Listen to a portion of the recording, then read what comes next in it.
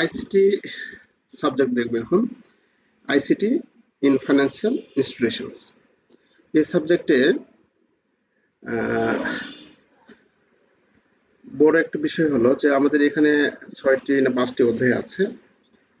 একটি অধ্যায়ের প্রশ্ন যেমন ধরুন ১ নাম্বারে ABCD ৩টি বা ৪টি প্রশ্ন থাকে, বা একের ক খ গ ঘ ৪টি বা ৩টি প্রশ্ন থাকে। এটা যদি একটা অধ্যায় থেকে দিত তাহলে আমাদের অ্যান্সার করতে ভালো হতো। কিন্তু হয়েছে কি যে এ এ নাম্বার বা ক নাম্বার বলছে যে সাপোজ ধরুন আইসিটি কি, তারপরে বলছে হয়তো পজের পেমেন্ট পদ্ধতি আলোচনা করুন। মানে এটা আইসিটি কি লেখার পর পজের পেমেন্ট পদ্ধতি আলোচনা করুন, মানে এক প্রশ্নেই এটা এক অধ্যায়, এটা এক অধ্যায়ে। আবার খ নাম্বার যেটা দিবে সেটা আবার আরেক অধ্যায়ে, গ নাম্বার যেটা দিবে সেটা আরেক অধ্যায়, এইরকম হয়। মানে এত একটা মানে প্রশ্ন পদ্ধতি কাঠামোটা একটু আহ, বিরক্তিকর আর কি। সাধারণত যে প্রশ্নগুলো হয় যে প্রফেশনাল পরীক্ষা এরকমই হবে, কিন্তু প্রশ্ন যদি আমাদের ওইরকম হতো একটু, যে ১ নম্বর যেটা দিয়েছে যে অধ্যায় থেকে দিয়েছে ওই অধ্যায় থেকে সবগুলো প্রশ্ন দিয়েছে, তাহলে আমাদের জন্য একটু সুবিধা হতো। কিন্তু ওইরকম সুবিধামূলক প্রশ্ন করে না, বিভিন্ন অধ্যায় থেকে প্রশ্ন দিয়ে একটা প্রশ্নের মতো জোড়া লাগিয়ে দেবে, যেটা আমাদের কাছে অনেক কষ্টকর। আচ্ছা, এই আইসিটিটা আমাদের কাছে খুব মজার সাবজেক্ট, আপনার কাছে খুবই মজার লাগবে। এবং এটা আমাদের জানা দরকারও, এই সাবজেক্টটা আমাদের জানা দরকারও।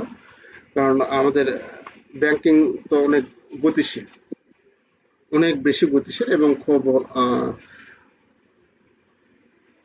আপডেট হচ্ছে। মানে যত যুগ যাচ্ছে তত আমাদের আপডেট যাচ্ছে। সিস্টেম সম্বন্ধে আমাদের ধারণা না থাকলে, আপনার একটু কম্পিউটার নলেজ না থাকলে, একটু প্রতি পদক্ষেপে মানে প্রতি পদে পদে একটু হালকা অপমানিত হতে হবে আর কি, তা না হলে। তো আইসিটি সাবজেক্টের এখানে ঠিক বরাবরের মতোই আপনাদের যে লেকচার শিটটা যেটা দিয়েছে আপনারা তো পেয়েছেন, দেখেছেন যে এখানে এই যে সাজেশন এবং হচ্ছে সালের কোশ্চেনগুলো অ্যাড করা আছে। তো আরো একটু পরামর্শ দিবেন আমাকে, যদি কোনো কিছু নোটটা কেমনে কি করলে, কিরকম ভাবে করলে আর একটু ভালো হবে, এই পরামর্শটা দিবেন। হোয়াটসঅ্যাপে একটু লিখে দিবেন, তাহলে আমি সেভাবে একটু করার চেষ্টা করবো, যাতে পরবর্তীতে ভাই বোনেরা একটু ভালো সুবিধা পায়। আচ্ছা, আমরা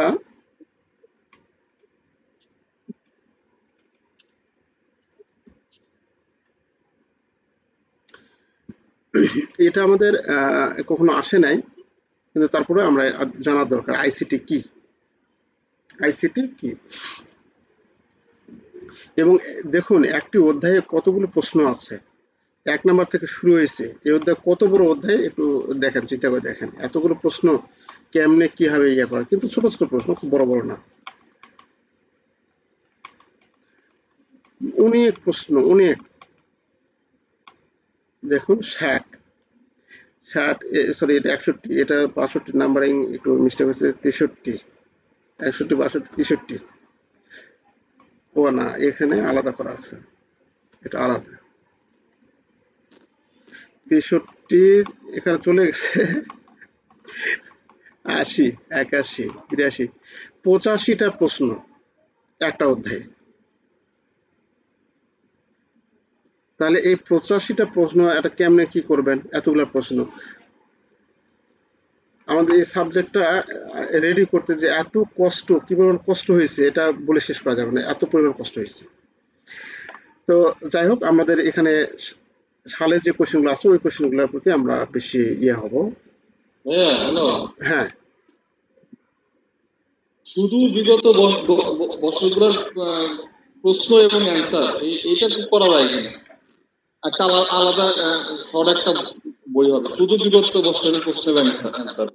শুধু শুধু বিগত বছরের। হ্যাঁ, করা যাবে না, হ্যাঁ, করলেই হবে, করা যাবে। কারণ আমার মনে হয় কি ওই ওই শুধু বিগত বছরের প্রশ্ন অ্যান্সার নিয়ে যদি আমরা ঘাটাঘাটি করি, তাহলে ওইখানকার কনসেপ্ট দিয়ে আসলে মানে অনেক কিছু লেখা যায়। না, এটা আপনি ইয়া বললেন, মানে অত হয় না। এই যে দেখুন একটা প্রশ্ন দ্বিগুণ, দুইবার করছে কয়বার দেখুন। এই যে এটা হচ্ছে দুইবার করছে। আর সবগুলো একদম সিঙ্গেল, সবগুলো সিঙ্গেল দেখুন এখানে। তারপর আর দুইবার কোনটা করছে, এখানে পড়ে নেই। এখানে এখানে আবার দেখতেছি দুইবার করছে, এখানে করছে আর দুইবার। তাছাড়া সবগুলা কিন্তু সিঙ্গেল।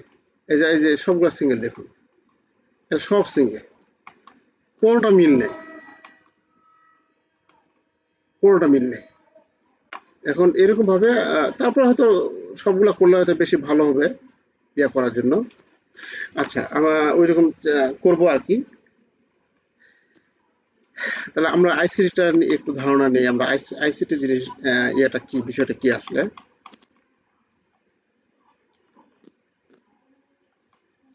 এটা উপরে উঠে গেছে, প্রশ্ন উপরে উঠে গেছে। আচ্ছা, তো এখানে আইসিটি বা তথ্য ও যোগাযোগ প্রযুক্তি হলো কম্পিউটার। আইসিটি বা তথ্য ও যোগাযোগ প্রযুক্তি, ইনফরমেশন অ্যান্ড কমিউনিকেশন সিস্টেম, হলো কম্পিউটার, ইন্টারনেট, সম্প্রচার প্রযুক্তি, রেডিও, টেলিভিশন এবং টেলিযোগাযোগ নেটওয়ার্ক সহ যোগাযোগ পরিচালনার জন্য ব্যবহৃত প্রযুক্তির একটি বিস্তৃত পরিসরকে বোঝায়। মানে কোনো একটি নির্দিষ্ট উপাদানকে আইসিটি বলা যাবে না। আইসিটি বলতে গেলে যেহেতু এর মধ্যে তথ্য থাকবে, যোগাযোগ এবং প্রযুক্তি থাকবে। তথ্য থাকবে, একে অপরের সাথে যোগাযোগ থাকবে এবং সেটা প্রযুক্তির মাধ্যমে হতে হবে। সেটাই হলো আমাদের আইসিটি। তাহলে আইসিটির সংজ্ঞাটাকে যদি আমরা এরকম ভাবে একটু দেখি, যে তথ্য থাকবে, একে অপরের সাথে বা অন্য পার্টির সাথে আমাদের যোগাযোগ ব্যবস্থা থাকবে এবং সেই যোগাযোগ ব্যবস্থাটা হতে হবে প্রযুক্তির মাধ্যমে। তাহলে সেটার নাম হচ্ছে আমাদের কাছে আইসিটি। এটা এখন আপনাকে ভেঙে চুরে লিখতে হবে ব্যাখ্যা বিশ্লেষণের মাধ্যমে, যে কম্পিউটার বা ইন্টারনেট ভিত্তিক বা ইন্টারনেট বা ইলেকট্রনিক ডিভাইস ভিত্তিক, সবচেয়ে এই শব্দটি ইউজ করবেন, ইলেকট্রনিক ডিভাইস ভিত্তিক যে যোগাযোগ ব্যবস্থা, এই যোগাযোগ ব্যবস্থার সম্মিলিত রূপটাই হচ্ছে আইসিটি বা তথ্য প্রযুক্তি। এটি ডেটা ট্রান্সমিশন, তারপরে আপনি ওটার উপরে একটু ব্যাখ্যা বিশ্লেষণ আপনার মতো করে দিবেন। যেটা ডেটা ট্রান্সমিশন, স্টোরেজ, পুনরুদ্ধার বা ম্যানিপুলেশন, পুনরুদ্ধার বলতে আমরা রিকভারি করা যেটাকে বলি, যে ডেটা ট্রান্সমিশন করি বা আদান প্রদান করি, স্টোরেজ করি, সেটা ডেটা আমরা সংরক্ষণ করে রাখি, পুনরুদ্ধার করি, সেই ডেটাটা আমরা কি করি, রিকভারি করি, কোন হারিয়ে গেলে সেখান থেকে রিকভারি করি, ম্যানিপুলেশন করি, বিভিন্ন জায়গায় এটা ছড়িয়ে দিই। এর জন্য প্রয়োজনীয় হার্ডওয়্যার, সফটওয়্যার উভয়ই অন্তর্ভুক্ত থাকে। আইসিটি আধুনিক সমাজে অবিচ্ছেদ্য অংশ। শিক্ষা ব্যবস্থা, ব্যবসা, সরকারের মতো বিভিন্ন খাতে উদ্ভাবন এবং দক্ষতা চালনা করে। অর্থাৎ তাহলে আইসিটির মূল কথাটা হচ্ছে আমাদের এই সংজ্ঞাটা লিখে এর উপর 2 লাইন একটু নিচ থেকে লিখতে হবে, যেটা আমাদের ইলেকট্রনিক ডিভাইসের মাধ্যমে একে অপরের নিকট আমরা তথ্য আদান প্রদান করি এবং সেটা অবশ্যই আমাদের এর দ্বারা আমরা তথ্য দিয়ে আবার পুনরুদ্ধার করি, আবার আরেক সহজে তথ্য ইনফরমেশন গুলো আমরা পৌঁছে দিই। এরকম ভাবে বানিয়ে বলে লিখবে, কিন্তু মূল কথাটা এটা আমাদের দিতে হবে। আচ্ছা, এটা আমাদের প্রশ্নটা খুব বেশি ইম্পর্টেন্ট না, কিন্তু আমাদের আইসিটি সাবজেক্ট যেহেতু এটা আমাদের জানা অত্যন্ত জরুরি। আর কম্পিউটার কি? কম্পিউটার গণনা যন্ত্র। এখন কম্পিউটার গণনা যন্ত্র আমরা ছোটবেলায় পড়ছিলাম, আমরা যখন ছোট ছিলাম, তাই না, তখন পড়ছিলাম কম্পিউটার একটু গণনা যন্ত্র। কিন্তু এখন বর্তমানে গণনা শুধু গণনার কাজে না, কম্পিউটার শুধু এখন গণনার কাজে না, এটা আপনাকে আরো অনেক কাজে, আপনাকে আরো ডিসিশন মেকিং, আপনাকে আরো বিভিন্ন ধরনের তথ্য ইনপুট দিয়ে সাহায্য করবে, যেটা আপনাকে সিদ্ধান্ত গ্রহণ করতে সহযোগিতা করবে। আচ্ছা, এখানে আমাদের সংজ্ঞা দেওয়া আছে, এটা নিয়ে আর আলোচনা করলাম না, এত প্রশ্ন থাকবে না। এই যে এখন এই যে আইসিটির গুরুত্ব, 96তম ব্যাংকিং ডিপ্লোমা আসে, আইসিটির গুরুত্ব ও ব্যবহার আলোচনা করুন। তাহলে আপনি আপনার ব্যাংকের ক্ষেত্রে আইসিটির কত গুরুত্ব রয়েছে, এটা আপনার ব্যাংকের যেটা আছে, আপনি যে দৈনন্দিন যে কাজটা করেন, এই কাজের হিসাবই এখানে শেষ করতে পারবেন না, এখানে লিখে শেষ করতে পারবেন। মানে আইসিটি দ্বারা, এই কমিউনিকেশন দ্বারা আপনি হেড অফিসে যোগাযোগ করতে, মেল করতেছেন, লোনের কাস্টমার সাথে যোগাযোগ করতেছেন, ডাটা ইনফরমেশন দ্বারা আপনি কাস্টমার ডাটা তৈরি করতেছেন, এই জিনিসগুলো, এই পয়েন্টগুলো লিখে তো আপনি শেষ করতে পারবেন না আইসিটি গুরুত্ব, তাই না? তাহলে আমরা আমার ডেস্কে বসে আগে এই জিনিসগুলো আগে চিন্তা করবো, তাহলে আপনার মাথা সহজে এই জিনিসগুলো, আইডিয়াগুলো আসবে। তাহলে আইসিটিটা যোগাযোগ ব্যবস্থা যেহেতু, সেহেতু আপনি আপনার ডেস্কে যে কি কাজ করেন, আপনি যদি ক্রেডিট অফিসার হন, আপনি যদি জিবিতে বসেন, আপনি যদি ব্যাংক ম্যানেজার হয়ে থাকেন, তাহলে আপনার এই জিনিসগুলো আগে ফলো করবেন, যে আপনি আপনার ডেস্কে বসে থাকে কম্পিউটারের মাধ্যমে কি কাজগুলো করেন, সেই কাজগুলো এখানে লিখবেন। এটা হচ্ছে আইসিটির গুরুত্ব এখানে আসবে। আমাদের এখানে আইসিটির গুরুত্ব এখানে যেটা বোঝাবে, উচ্চ গতি, আমরা খুব দ্রুত সময়ে আমার তথ্য কি করে আদান প্রদান করতে পারি, যে কোনো সময় উপলব্ধ, আমরা যে কোনো সময় সেটা পাই। আমরা কোনো ইনফরমেশন, আমাদের অ্যালকো শিট দরকার, আমাদের অ্যালকো শিট দরকার, রেড শিট দরকার, সেই রেড শিট কোথায় পাবো? কার কাছে ফোন দিয়ে পাচ্ছি না, কি সঙ্গে সঙ্গে আমার নেট থেকে সার্চ দিয়ে বা আমাদের ইয়া থেকে, ওয়েবসাইটে বা আমাদের ব্যাংকের যে বিভিন্ন প্রকার মেনু বার থাকে, সেই মেনু বার থেকে আমরা সেখানে ডাউনলোড করে থাকি আর কি, তাই না? তো এটা এটা হতে পারে এরকম এটিএম এর ক্ষেত্রে, আমি গ্রাহক সেবা দিতে পারতেছি 24 ঘন্টা, 24 ঘন্টা, আমরা সপ্তাহে 24 ঘন্টা গ্রাহক সেবা দিতে পারতেছি, এটাও হতে পারে সেবার ক্ষেত্রে। আপনার কাজের কথা আপনি বললেন, অথবা আপনি গ্রাহক সেবার কথা যদি বলেন সেটাও আপনি এখানে তুলে ধরতে পারেন। যে কোনো সময় উপলব্ধ, যে কোনো জায়গায় উপলব্ধ। যে কোনো জায়গায় উপলব্ধ বলতে এখানে আপনি যে জায়গায় ইন্টারনেট অ্যাক্সেস আছে, যে সে জায়গা, যে কোনো জায়গা থেকে আপনি কি করেন, আপনার ব্যাংক থেকে বিকাশে টাকা ট্রান্সফার করলেন, সেখান থেকে আপনি বিকাশে টাকা উঠাই দিতে পারলেন। তাহলে ব্যাংকিং সুবিধা থেকে দূরবর্তী রিমোট রিমোট এলাকা থেকেও আপনি এই সুবিধাটা পেতে পারেন। এটা কিসের মাধ্যমে সম্ভব? একমাত্র আইসিটির মাধ্যমে সম্ভব। সঠিক কথা, একবারে এটা নির্ভুলতা, আমাদের সবকিছু আমাদের নির্ভুলতা এখানে প্রমাণ দেয় যে এটার মাধ্যমে কখনো ভুল হবে না। আমার হিসাবের ভুল হবে, কিন্তু এখানে কম্পিউটারে এটা কখনো ভুল হবে না যদি আমি ইনপুট ভুল না দিই। স্মৃতি এটা সংরক্ষণ করে থাকে, এটা স্মৃতির জায়গায় এখানে সংরক্ষণ কথাটা আমরা ইউজ করবো, তাহলে আমাদের কাছে, বা মেমোরি। শ্রমশীলতা, এখানে আমাদের শ্রমের কখনো অলসতা আসবে না। আমাদের কম্পিউটার সেটা কাজ, এটিএম কাজ করতেছে, ওই জায়গায় মানুষ যদি থাকতো তাহলে সে কি হতো, সে অলসতায় থাকতো। যেমন এটিএম গার্ডে যে ডিউটি থাকে 8 ঘন্টা 8 ঘন্টা দিতে, সে তো মানুষ, সে তো, তার তো ক্লান্তি আছে, কিন্তু এটিএম মেশিনে তো ক্লান্তি না, সে তো সার্ভিস দিয়ে যাচ্ছে। এটা শ্রমশীলতা, বা সেখানে আমাদের শ্রমের কোনো ইয়ে নেই। ইন্টারফেসিং, এখন এখান থেকে যে 8টা বা 7টা দেওয়া আছে, এই 7টাই বড় কথা না বা মুখ্য কথা না। এখানে আপনার বললাম তো, আপনি আপনার এই ডেস্কে বসে যে কাজগুলো করতেছে সেই কাজগুলোরই এখানে বর্ণনা লিখে শেষ করতে পারবেন না। এটা হচ্ছে আইসিটির গুরুত্ব। তাহলে আইসিটির গুরুত্ব, ব্যবহার, উদ্দেশ্য, কাজ, এই জিনিসগুলো কিন্তু, এই প্রশ্নগুলো কিন্তু একই টাইপের। উদ্দেশ্য, প্রয়োজনীয়তা, গুরুত্ব, কার্যকারিতা, সবগুলো একই টাইপের প্রশ্ন। তারপর হচ্ছে ব্যাংকিং পরিষেবা এখন যে কোনো সময় উপলব্ধ, আইসিটি কিভাবে এতে অবদান রেখেছে, তাই না? এটা কিন্তু, এই বিষয়টা কিন্তু দেখুন, ব্যাংকিং সেবা, ব্যাংকিং পরিষেবা এখন যে কোনো সময় উপলব্ধ, হ্যাঁ, যে কোনো সময় উপলব্ধ হতে পারে, কিন্তু সেখানে আমাদের ইন্টারনেট অ্যাক্সেস থাকতে হবে। তাহলে এই আইসিটি কিভাবে এতে অবদান রেখেছে? ওই যে যেটা বললাম, যে আপনি থাকেন রিমোট এরিয়ায়, যেখানে কোনো ব্যাংকিং কোনো ইয়ে নেই, কিন্তু আপনি ইন্টারনেট অ্যাক্সেস আছে, ইন্টারনেট আছে, তাহলে ব্যাংকের মাধ্যমে মানে আপনি সেই ইন্টারনেটের মাধ্যমে ইলেকট্রনিক ডিভাইস দ্বারা আপনি আপনার ব্যাংকের কার্যক্রম, বিল পেমেন্ট করতে পারবেন, টাকা উইথড্র করতে পারবেন, তাই না? ফান্ড ট্রান্সফার করতে পারবেন। শুধুমাত্র নগদ টাকা, ফিজিক্যাল নগদ টাকা সেখানে আমাদের আদান প্রদান করা সম্ভব না। ব্যাংকের যে ফিজিক্যাল নগদ টাকা যেরকম পৌঁছে যায় ওইরকম সম্ভব না। তাছাড়া সবই মোটামুটি আমরা করতে পারবো।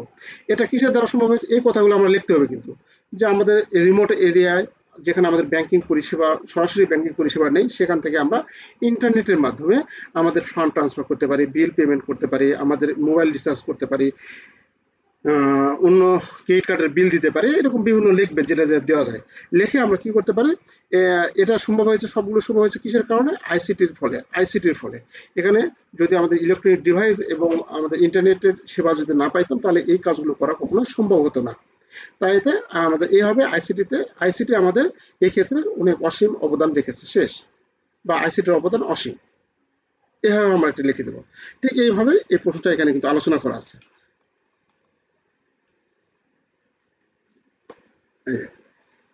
ব্যাংকিং পরিষেবা এখন যে কোনো সময় উপলব্ধ, মানে যে কোনো সময় আমরা এটা পাইতে পারি। আইসিটি কিভাবে এর অবদান রেখেছে? এই যে আইসিটি কিভাবে অবদান রেখেছে, যে মোবাইল ও অনলাইন ব্যাংকিং অ্যাপ্লিকেশন, নিরাপদ সংযোগ, এনক্রিপশন প্রযুক্তি, এখানে একটু কঠিন ভাষায় দেওয়া আছে, ওলা ভাষায় যাবেন না। এই ব্যাখ্যার মধ্যে সহজ যে জিনিসগুলো আছে সেই জিনিসগুলো এখানে উপস্থাপন করার চেষ্টা করবেন। এটিএম বা pause machine, real time processing, database ব্যবস্থাপনা, কৃত্রিম বুদ্ধিমত্তা, ভার্চুয়াল সহকারে ক্লাউড কম্পিউটিং, বা বিগ ডেটা অ্যানালিস্ট, আপনি স্টেটমেন্ট দেখতে পারবেন, এই জিনিসগুলো। অর্থাৎ ব্যাংকিং পরিষেবা বলতে আমরা কি বুঝি? নগদ টাকা উত্তোলন, নগদ টাকা প্রদান, বিল পেমেন্ট, এই জিনিসগুলো তো, ফান্ড ট্রান্সফার, এই জিনিসগুলো তো ব্যাংকিং পরিষেবা, তাই না? এই জিনিসগুলো এখানে আপনার ফুটে তুলবেন। এটা হচ্ছে আমি যে কথাটা বললাম, সেটা বেশি সহজ আছে। আচ্ছা, তাহলে এখানে এটা দেখুন, তারপর বলা আছে 97, এটা বলা আছে ব্যাংকিং পরিষেবা এখন যে কোনো জায়গায় উপলব্ধ। এখানে যে কোনো সময়, যে কোনো সময় বলতে রাত 1টা, ও আচ্ছা সরি, আমি যে জায়গা যেটা বললাম সেটা হচ্ছে এটা রিমোট জায়গা, রিমোট কথা এরিয়াটা এখানে বলতে হবে, রিমোট মানে দূরবর্তী এরিয়া। আর এটা যে কোনো সময়, মানে আপনি যে কোনো সময় এটা নিতে পারেন। টাকা উইথড্র করার দরকার, যে কোনো সময়, ব্যাংকিং আওয়ার শেষ 10টা টু 4টা আমাদের ব্যাংকিং আওয়ার শেষ, তাহলে ব্যাংকিং আওয়ার শেষ মানে লেনদেন আমাদের হবে না। তাহলে তারপর থেকে আমরা যে কোনো সময় রাত 8টায়, 9টায়, 10টায়, 1টায় আমরা ফান্ড ট্রান্সফার করতে পারি, ইউটিলিটি বিল দিতে পারি, বিদ্যুৎ বিল দিতে পারি, এরকম। এটা সময়ের কথা বলা আছে। আর এখানে বলা আছে জায়গায়, যে কোনো জায়গায়, মানে আপনি ঢাকায় আছেন, ঢাকা শহরে সেবা পাবেন, আবার একটা সীমান্তবর্তী একটা গ্রামে, একটা মানিকগঞ্জের সীমান্তবর্তী একটা গ্রাম থেকেও আপনি সেখানে সেই পরিষেবা পেতে পারেন। ঢাকায় বসেও আপনি যে কাজ করতে পারতেছেন, আবার গ্রামে বসেও সে কাজ করতে পারতেছেন। এই যে জায়গার পার্থক্য, এই জায়গার পার্থক্য কিসে হবে, কি জন্য করতে পারতেছেন? একমাত্র আইসিটির জন্য করতে পারতেছেন। মানে এটা ইলেকট্রনিক ডিভাইস এবং আমার ইন্টারনেট প্রযুক্তি থাকার কারণে এটা আমরা করতে পারতেছি। এইভাবে ব্যাখ্যাটা এখানে লিখতে হবে। আর এখানে সময়ের কথা বলতে হবে আমাদের। আমরা ব্যাংকিং শুরুর আগেও করতে পারি, সময় শেষেও করতে পারি, মানে যে কোনো সময় করতে পারি। এটা একই প্রশ্ন, জাস্ট একটু ঘুরে দিয়েছে আর কি।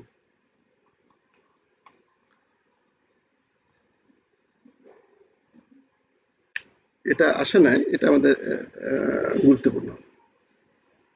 এটিএম, সিডিএম আর সিআরএম। এটিএম হচ্ছে অটোমেটেড টেলার মেশিন, সিডিএম হচ্ছে ক্যাশ ডিপোজিট মেশিন, সিআরএম হচ্ছে ক্যাশ রিসিভ মেশিন। ক্যাশ। আচ্ছা, ৮ নাম্বার। আপনার প্রশ্ন অনেক বেতন। ATM, CDM, CRM. এটিএম হচ্ছে অটোমেটেড টেলার মেশিন, এটা তো আমরা জানি। সিডিএম হচ্ছে ক্যাশ ডিপোজিট মেশিন, সিআরএম হচ্ছে cash recycle machine, sorry recycle machine, receive machine বলছি, ক্যাশ রিসাইকেল মেশিন। তাহলে এদের মধ্যে কি চাইছে? পার্থক্য চাইছে। তাহলে এই মেশিনটা যদি আমরা দেখি, এটিএম এ আমরা টাকা জমা করতে পারি না, শুধু টাকা উইথড্র হবে এটিএম এ। সিডিএম হচ্ছে টাকা জমা হবে, শুধু টাকা জমা হবে। ক্যাশ ডিপোজিট মেশিন, নাম বলাই আছে, ক্যাশ ডিপোজিট মেশিন, কোনো কথা না, ডিপোজিট হবে। আর সিআরএম হচ্ছে রিসাইক্লিং মেশিন, মানে ডিপোজিট হবে, উত্তোলন হবে, ডিপোজিট হবে, উত্তোলন, রিসাইক্লিং। সেখানে আমাদের রিসাইক্লিং হবে। এটিএম এ টাকা আমাদের কি করতে হয়? টাকা এক নির্দিষ্ট সময় শেষে আমাদের এটিএম এর যে বক্স আছে, আমাদের কি বলে ওটা, ক্যাবিন, সেটা আমাদের টাকাতে ভরাট করতে হয়, তাই না? একটা নির্দিষ্ট সময় পর, 7 দিন পর, 1 মাস পর, সেটা এটিএম এর লোকেশনের উপর নির্ভর করে সেটা আমরা টাকা দিয়ে ভরাট ভরে আবার সেটা আমরা করি, মেনটেন করি। আর সিডিএম এ কি করতে হয়? টাকা খালি হয়, ক্যাশ বাক্স খালি করতে হয়, এখানে ক্যাশ বাক্স ফুল করতে হয়। পার্থক্য কিন্তু এটিএম এ ক্যাশ বাকে ভরাট করতে হয়, আর সিডিএম এ ক্যাশ বাক কি করতে হয়? খালি করতে হয়, কারণ কাস্টমার সেখানে জমা করতেছে। তা জমা যখন করবে, ক্যাশ বাক কি হবে? ভরে উঠবে, ভরে উঠলে আমার ক্যাশটা ট্রান্সফার করে নিয়ে আসতে হবে আপনার ব্যাংকে, ফিজিক্যাল ক্যাশটা নিয়ে আসতে হবে। আর সিআরএম এ আমাদের এখানে ঘন ঘন ট্রান্সফার করার দরকার নেই, ঘন ঘন আমাদের খালি করা বা ভরানোর দরকার নেই, কারণ সেখানে জমা হচ্ছে, উত্তোলন হচ্ছে, জমা হচ্ছে, উত্তোলন হচ্ছে। তাহলে অটোমেটেড টেলার মেশিনে এখানে শুধু অ্যাকাউন্ট আমাদের জমা হবে। অর্থাৎ আবার যদি পার্থক্য আমরা যদি এভাবে লিখবো, এখানে আমরা ক্যাশ বক্স আমাদের ভরাট করতে হবে, ক্যাশ বক্স সিডিএম এ খালি করতে হবে, আর সিআরএম এ ক্যাশ বক্স অত দ্রুত বেশি ভরাট করা বা খালি করার প্রয়োজন নেই। আর সিআরএম এ, এটিএম এ আমাদের কাস্টমার অ্যাকাউন্ট ডেবিট হবে, সিডিএম এ কাস্টমার অ্যাকাউন্ট ক্রেডিট হবে, আর সিআরএম এ কাস্টমার অ্যাকাউন্ট ডেবিট ক্রেডিট দুটাই হবে, তাই না? এভাবে আমরা পার্থক্যগুলো দেখবো। মানে এখানে আমি কিন্তু এটাতে যাচ্ছি না, এই জিনিসগুলো কিন্তু থেকে কিন্তু আমরা এই জিনিসগুলো সহজে আমরা লিখতে পারি। তো এখানে আপনার এটা একটু দেখে একটু হেল্প পাবেন।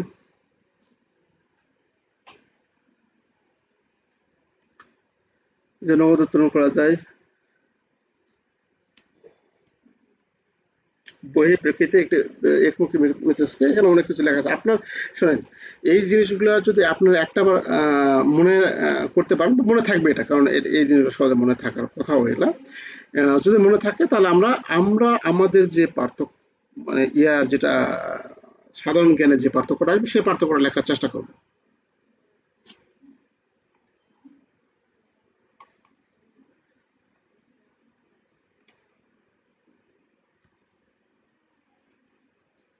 পার্থক্য এটা কোনোবার আসেনি, কিন্তু দিয়েছি। তারপরে আছে এটিএম এর 5টি কাজ, এটা উল্লেখের কাজ তো জানেন, এটিএম এর কাজ কি। এটিএম থেকে কিছু উপাদান নাম, এটা লাগবে না। সিডিএম, ক্যাশ ডিপোজিট মেশিনে কি ধরনের বিরোধ দেখা দিতে পারে, কিভাবে ব্যাংকগুলি এটি প্রশমিত করে। হ্যাঁ, cash deposit machine, customer deposit করছে এত, মেসেজ আসছে এত, তাহলে দেখা যাচ্ছে যে একটা বিরোধ তৈরি হলো না কাস্টমারের সাথে ব্যাংকের। সেই জিনিসটা এখানে লিখবো যে কাস্টমারের সাথে ব্যাংকের আমাদের এই ধরনের বিরোধ তৈরি হতে পারে, যে টাকার অসামঞ্জস্যতা থাকতে পারে ক্যাশ ডিপোজিট মেশিনে। আবার অনেক ক্ষেত্রে দেখা যায় যে টাকা মিউটিলেটেড নোট যদি হয়, সেক্ষেত্রে কাস্টমার দিতে যাচ্ছে কিন্তু সেটা নিচ্ছে না, সে মেশিন নিচ্ছে না, তাহলে সেটা হচ্ছে আমাদের এখানে কনফ্লিক্ট তৈরি হতে পারে। তো মূল কনফ্লিক্ট হচ্ছে যে কাস্টমারের অ্যাকাউন্ট এবং জমাকৃত অ্যাকাউন্ট, কাস্টমারের অ্যাকাউন্ট এবং হচ্ছে জমাকৃত যে টাকার রসিদের অ্যামাউন্টের পরিমাণ দুটো আলাদা হওয়ার ফলে আমাদের এখানে সমস্যা দেখা দেয়, সমস্যা হতে পারে। এটা ব্যাংক কিভাবে প্রশমিত করে, তার মানে ব্যাংক কিভাবে এটা মীমাংসা করবে, তাহলে ব্যাংক কিভাবে মীমাংসা করবে, কাস্টমার বসাবে, কাস্টমার বেসে কাস্টমার কত জমা ভাষা কি করছে সিসিটিভি দেখবে, তারপরে সেটার দেখে এটা প্রশমিত করবে। এটা লেখা আছে, প্রশ্নটা দেখে নিন, অত বেশি ইম্পর্টেন্ট না, এগুলো দেখে। এটিএম থেকে টাকা তোলার ধাপগুলো বা পদ্ধতি এবং একটি ফ্লোচার্টের মাধ্যমে বর্ণনা করুন। ফ্লোচার্ট বলতে চিত্র দেখাতে হবে আপনাকে। এটিএম এ এরকম কার্ড ঢুকাইতে হবে, কার্ড ঢুকাই ডিসপ্লেতে আসবে, কি মানে কত টাকা উইথড্র করতে চান, মানে আপনার পাসওয়ার্ড চাইবে, এখানে চাইলে ওই জিনিসগুলো ফ্লোচার্টের মাধ্যমে দেখাতে বলছে আর কি। ফ্লোচার্ট মানে হচ্ছে চিত্রের মাধ্যমে দেখাতে হবে। আচ্ছা, এটা ফ্লোচার্ট আনানো আছে কি ভালো,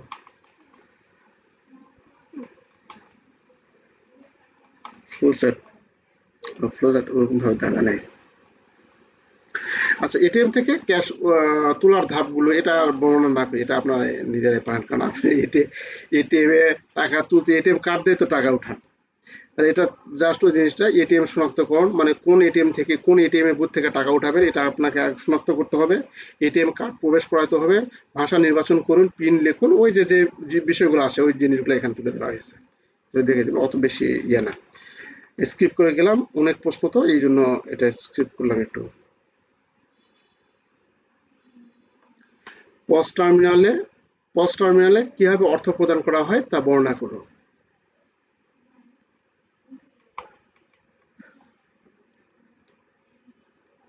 পজ টার্মিনাল হচ্ছে কি পয়েন্ট অফ সেলস, তাই না? পজ হচ্ছে কি পয়েন্ট অফ সেলস, যেটা আমরা বিভিন্ন যে বিক্রয় কেন্দ্রে আমরা দেখি। হ্যাঁ, ধরুন আমরা কোনো স্বপ্ন কিংবা আগুরা কোনো জায়গায় যখন আমরা শপিং করতে যাব সেখানে আমরা দেখি, এবং এখন আমাদের বিভিন্ন রেস্টুরেন্টেও তো, সব রেস্টুরেন্টে এখন পজ মেশিন আছে, এমনকি এখন অনেক দোকানেও পজ মেশিন আছে। বড় বড় শহরে মুদিখানা দোকানে এখন পজ মেশিন রয়েছে। এই জিনিসগুলো এখন আমরা এখানে কিভাবে অর্থ প্রদান করতে হয় সেই বিষয়টা এখানে তুলে তুলতে হবে। পজ মেশিন এটা একবার করে পড়ে যাবেন, বুঝছেন? এটা অত কিছু বোঝার বা ইয়ে আর কিছু নেই এখানে। পজ মেশিনে কি হবে,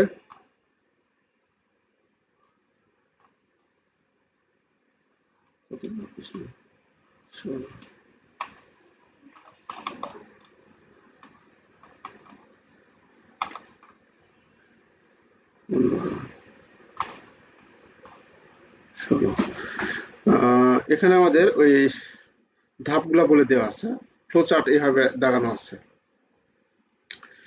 পণ্য বা পরিষেবা নির্বাচন, কার্ড প্রবেশ করা, তারপরে রিডিং করা, এভাবে পর্যায়ক্রমে কোন ধাপের পর কোন ধাপে আসবে সেটা ধাপ আকারে এখানে লেখা আছে। আর এখানে আমাদের ব্যাখ্যামূলক ভাবে এভাবে আমরা লিখবো, মানে ওই জিনিসটা এখানে আমরা তুলে ধরেছি আর কি ব্যাখ্যার মাধ্যমে। পুনর্নির্বাচন, কার্ড হস্তান্তর, চিপ, মানে যখন তাদেরকে কার্ড দেবেন, যারা দোকানে যারা ইয়া করছে সার্ভিস দেয় তাদের কার্ড দেয়, তারা পোস্ট করে সেটা, তাই না? এই জিনিসগুলো এখানে আমরা ধাপ পর্যায়ক্রমে লিখবো আর কি। আচ্ছা, এখানে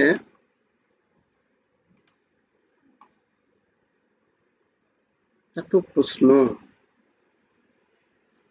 ইন্টারনেট কিভাবে কাজ করে দেখানো, এই যে IVR, interactive voice response, IVR, এই বিষয়টা অনেক প্রশ্ন অনেক ইম্পর্টেন্ট। হ্যাঁ,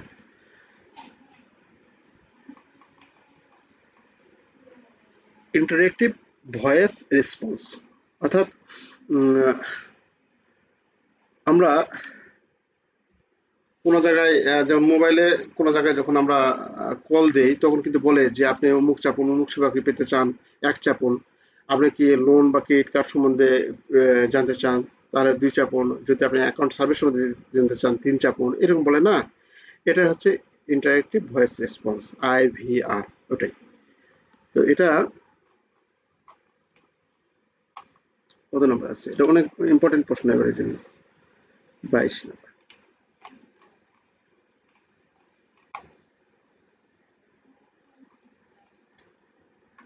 এটাও দেখে নেবেন, এই যে এটা অনেক ইম্পর্টেন্ট, এসএমএস ব্যাংকিং এবং অ্যালার্ট ব্যাংকিং। আমি কি বলতে পারি? হ্যাঁ হ্যাঁ হ্যাঁ, এসএমএস ব্যাংকিংটা হচ্ছে এটা এই দেখছি আমি কাজ করছি। এসএমএস ব্যাংকিং হচ্ছে আপনি যদি চান আপনার অ্যাকাউন্টের ব্যালেন্স দেখতে, তাহলে আমরা এখন কি করি, হয়তো একটা অ্যাপস ইউজ করি বা আমরা ইন্টারনেট ব্যাংকিং এ দেখি। কিন্তু আগে ছিল একটা সময় যে এই ইন্টারনেট ব্যাংকিং বা অ্যাপ যখন ছিল না, তখন এসএমএস পাঠাইতে হতো ব্যাংকে, এসএমএস দিয়ে রিকোয়েস্ট করা লাগতো ব্যাংকে যে আমি আমার ব্যালেন্সটা দেখতে চাই। তখন ওরা ফিডব্যাক দিয়ে ব্যালেন্সটা দেখাইতো। এটা হচ্ছে এসএমএস ব্যাংকিং। আর অ্যালার্ট ব্যাংকিং যেটা, সেটা হচ্ছে যে সিস্টেম অটোমেটেড জেনারেট করে আমাকে জানাই দিবে, কারণ আমি টাকা জমা দেওয়ার সাথে সাথে অটোমেটেড আমার একটা মেসেজ জানাই দিবে আপনার অ্যাকাউন্ট ক্রেডিট হয়েছে। এটা হচ্ছে অ্যালার্ট ব্যাংকিং। অ্যালার্ট ব্যাংকিং, হ্যাঁ হ্যাঁ হ্যাঁ। তাহলে এসএমএস ব্যাংকিং এবং অ্যালার্ট ব্যাংকিং, এটার জন্য আমাদের কোনো চার্জ আমাদের ব্যাংকের পক্ষ থেকে এটা দেওয়া হয়, আর এটার জন্য আমাদের চার্জ অ্যাপ্লাই হয় বা চার্জ কাটে এরকম। তো এসএমএস ব্যাংকিং এবং অ্যালার্ট ব্যাংকিং দুটো সম্পূর্ণ একটা ব্যাংকের নিজস্ব স্বয়ংক্রিয় প্রক্রিয়া, দুটাই স্বয়ংক্রিয় প্রক্রিয়া। একটা হচ্ছে গ্রাহকের সম্মতি লাগে, আর একটা গ্রাহকের সম্মতি লাগে না। এটা কোনো ইনসিডেন্ট ঘটনা সম্বন্ধে সতর্ক করে দেয় বা বিভিন্ন উৎসব সম্বন্ধে গ্রাহককে জানিয়ে দেয়। এই জিনিসগুলা হচ্ছে আমাদের অ্যালার্ট ব্যাংকিং। আচ্ছা, তাহলে এটা, তাহলে আপনি এখানে কাজ করছেন ভাই এই ডেস্কে? এই ডেস্কে কাজ করছে, হ্যাঁ হ্যাঁ হ্যাঁ। আচ্ছা আচ্ছা। আমার খুব ইচ্ছা ছিল এটা বিষয়ে কাজ করার, কিন্তু যাই ভাগ্যের কাছে হেরে গেছি, যার কারণে ব্যাংকের চাকরি রিজাইন দিয়ে কলেজে আসলাম। খুব ইচ্ছা ছিল, কিন্তু যাক, সবার সবকিছু ইয়া হয় না। তো আচ্ছা, আইভিআর, এই যে আইভিআর ইন্টারেক্টিভ ভয়েস রেসপন্স বা আইভিআর কি, ওই যে জিনিসটা আমরা ওই যে যেটা বললাম যে মোবাইলে অটোমেটিক কোন একটা, ওখান থেকে আমাদের কম্পিউটারের যে সিস্টেম বলতেছে, কোনো মহিলা বলতেছে যে আপনি অ্যাকাউন্ট সার্ভিসের জন্য 1 চাপুন, লোনের জন্য 2 চাপুন, আমরা সেইভাবে কাজ করে যাচ্ছি। এটা হচ্ছে ইন্টারেক্টিভ ভয়েস রেসপন্স। এই কথাগুলো এখানে জাস্ট বলে দেওয়া আছে, আপনি আপনার মতো করে এটা লিখবেন। অনেক ইম্পর্টেন্ট প্রশ্ন এটা আইভিআর এবারের জন্য। তাই আইভিআর বা ইন্টারেক্টিভ ভয়েস রেসপন্স হলো একটি স্বয়ংক্রিয় ব্যবস্থা যেখানে একজন গ্রাহক বা তার ব্যাংকে নিবন্ধনকৃত ল্যান্ড ফোন বা মোবাইল ফোন, সেটা অবশ্যই নিবন্ধনকৃত হতে হবে, তা না হতে হবে না, কল করে কাস্টমার কম্পিউটারাইজ মেশিনের ইনস্ট্রাকশন অনুযায়ী ব্যবহৃত মোবাইলের সংখ্যা চেপে ব্যাংকিং পরিষেবা সম্পাদন করা, তাই না? এই পরিষেবাগুলোর মধ্যে রয়েছে ব্যালেন্স অনুসন্ধান, অ্যাকাউন্ট সার্ভিস, পিন পরিবর্তন, ডেবিট ক্রেডিট কার্ড ও প্রিপেড কার্ড সক্রিয় এবং নিষ্ক্রিয় করা ইত্যাদি ধরনের থাকে। আমাদের এখানে কিভাবে বলে দিচ্ছে সেটা একটু উদাহরণ দেখে বলে যাচ্ছে। আইভিআর এর মাধ্যমে ব্যাংকিং করতে একটু গ্রাহককে ব্যাংক থেকে একটি টিপিন নিতে হবে, তারপর গ্রাহক একটি শর্ট কোড এত নম্বরে কল করবেন, তারপরে কলটি ব্যাংকের কম্পিউটারাইজ মেশিনে ট্রান্সফার হয়ে যাবে। মেশিন গ্রাহককে স্বাগত জানাবে, জিজ্ঞাসা করবে বাংলার জন্য এক যাবে, ইংরেজির জন্য, ওই জিনিসটা এখানে জাস্ট লেখা হয়েছে কোনো কিছু। মূল কথাটা, মূল থিমটা এখানে আপনাদের দেওয়া আছে, এটা আপনারা দেখতে হবে এবং এটা একটু মনে রাখবেন, আইভিআরটা কি, ইন্টারেক্টিভ ভয়েস রেসপন্স। আচ্ছা, তাহলে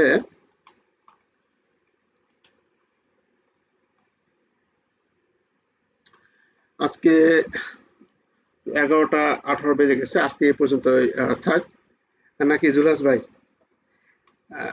আলমন ভাই তো কোনো কথা বলতেছেন না। Thank you. আমাকে একটু আমাকে একটা সাজেশন দেন। আমি এখনো অ্যাপ্লাই করিনি, অপশনাল আমি কি সাবজেক্ট নিব? অপশনাল আমার কোনটা নিলে আমার জন্য সুবিধা? আচ্ছা, অপশনাল হচ্ছে আমাদের জন্য সুবিধা হচ্ছে কৃষি যদি নেই, এগ্রিকালচারটা একটু জটিল ক্ষেত্রে, যেহেতু আমাদের যেহেতু লিখতে হবে, ওই যে আমরা general banking law and practice করে আসছি, আমাদের হচ্ছে কি বলে একটা সাবজেক্ট আছে, ভুলে গেছে। একটা ছিল ফিনান্সিয়াল ক্রাইম এবং কমপ্লায়েন্স, আর একটা হচ্ছে ট্রেজারি ম্যানেজমেন্ট, না ট্রেজারি, এফসিসি, যেটা ফিনান্সিয়াল ক্রাইম এন্ড এফসিসি, হ্যাঁ এফসিসি, ফিনান্সিয়াল ক্রাইম এন্ড এই সাবজেক্টটা অত্যন্ত সহজ আছে। অথবা আপনি যদি একটু ইসলামিক মুভমেন্টের হন, তাহলে আচ্ছা আপনি সুরিয়া ব্যাচ নিতে পারেন, এসবিবি। না, ইসলামিক প্রোডাক্ট আমার অত নলেজ নাই, কারণ আমি ব্যাংক চাকরি করছি ডাচ বাংলায়, এর বেসিসটা আমার এটা নলেজ নেই। আচ্ছা আচ্ছা আচ্ছা, তাহলে আপনার জন্য এফসিসি বেস্ট হবে। এবং সহজে আপনি যদি এটা আমাকে মশিউর ভাই বলতেছিল যে ট্রেড ফাইন্যান্স না কিছু জানি কিছু অঙ্ক আসছে বলে দেখো অঙ্কগুলো খুব ভালো বোঝায়। ট্রেজারি ম্যানেজমেন্ট জি ট্রেজারি ম্যানেজমেন্ট, হ্যাঁ এটা অপশনাল লেভেল আছে। এটা কি আমার এটা ম্যাথ আছে নাকি?